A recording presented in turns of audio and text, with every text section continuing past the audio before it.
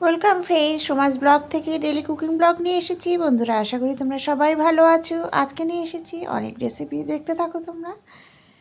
আর 5 ফোড়ন আর শুকনো লঙ্কা দিয়ে কিন্তু আমি কিছু সবজি কেটে নিয়েছি। এই মিক্সড ভেজিটেবলগুলো কিন্তু একসাথে যদি ভাজা যায় ভীষণই ভালো লাগে খেতে, আর খুবই হেলদি। কিন্তু এর মধ্যে বিট, গাজর, ফুলকপি, আলু, কুমড়ো, বেগুন সব দিয়ে কিন্তু আমি বাড়িতে যা যা ছিল সব দিয়ে আমি ভাজছি। ফলে কিন্তু এই সবজিটা কিন্তু খাওয়া ভীষণই ভালো, যেহেতু বিট গাজর আছে, আমরা সবাই জানি। কিন্তু আর নামানোর আগে একটু ধনেপাতা, ব্যাস, নুন, হলুদ আর একটু চিনি, ব্যাস, আর কিছুই লাগে না। এই ভাজাটায় একটু বেশ ভাজা ভাজা হলেই আমি একদম শুকনো করে ভাজা ভাজা করে নামিয়ে নিয়েছি। তারপরে করব হচ্ছে মিক্সড সবজি দিয়ে মটরের ডাল সিটি মেরে তারপরে কিন্তু সবজিগুলো দিয়েছিলাম। সিম, আলু আর কুমড়ো দিয়ে কিন্তু আমি ফোড়ন দিলাম 5 ফোড়ন, আর আদা, শুকনো লঙ্কা, তেজপাতা। এই ফোড়নটার মধ্যেই আমি ওইটা দিয়ে দেবো ডালটা কিন্তু আমার ভালো মতোই কুক করা আছে। এবার আমি একটুখানি বয়েল করা আছে, এবার আমি ভালো করে একটু কুক করে নেব, ব্যাস রেডি হয়ে যাবে।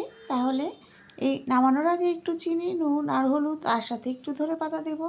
এই মিক্সড ডালে কিন্তু যে সবজির যে ডালটা হয়, ভেজিটেবলের যে ডালটা, সেই ডালটায় কিন্তু ধনেপাতা দিলেই বেশি ভালো লাগে।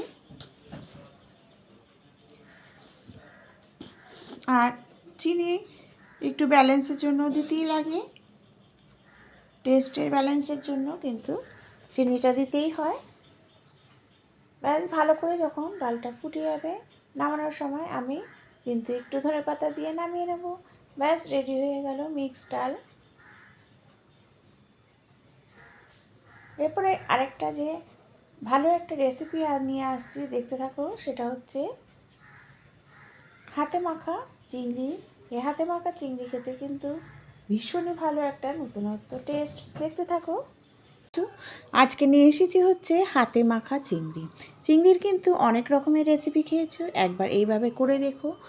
একটা দুর্দান্ত স্বাদের চিংড়ি মাছের টেস্ট আসে, দেখো তোমরা, খুবই ইজি হয়।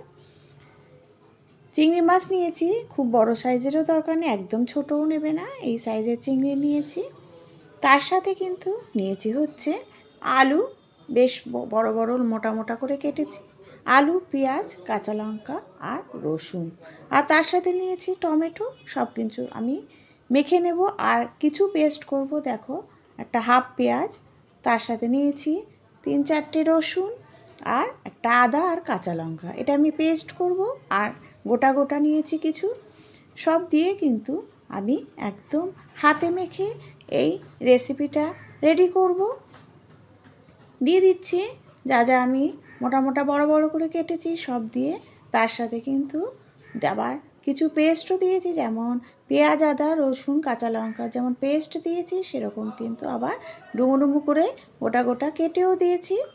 সব দিয়ে দেখো, নুন হলুদ দিয়ে সব দিয়ে ভালো করে আমি মেখে নিচ্ছি, নুন, হলুদ আর চিনি। তারপরে কড়াইয়ের মধ্যে একটু সর্ষের তেল দিয়ে ফোড়নটা দেব। আমি একটু ফোড়নটা করে নেব, গোটা শুকনো লঙ্কা আর গোটা জিরে। ফোড়নটা একটু তেতে উঠলে দিয়ে দেব মাছগুলো দেওয়ার পরেই কিন্তু আমি জলটাও দিয়ে দেব, যতটা পরিমাণ মতো আমি মাখো করব সেই জন্য, আর বয়েলও করতে হবে, সেই জন্য সামান্য একটু বেশি জল দিয়ে গ্যাসটা কিন্তু একদম কম আঁচে রেখে দেবে।